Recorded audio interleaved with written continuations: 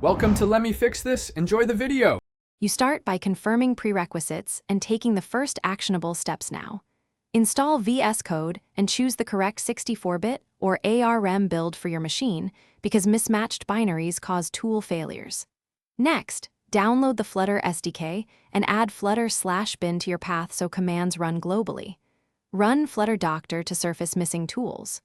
Finally, install Dart or use the bundled Dart from Flutter and restart Vscode. This ensures the editor detects SDKs and extensions immediately. Once done, focus on extensions and configuring your workspace so development flows smoothly. Install the official Flutter and Dart extensions to get debugging, IntelliSense, and hot reload. Enable Format on Save to keep code consistent. Configure Launch.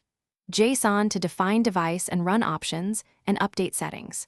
JSON for analyzer rules and preferred formatter.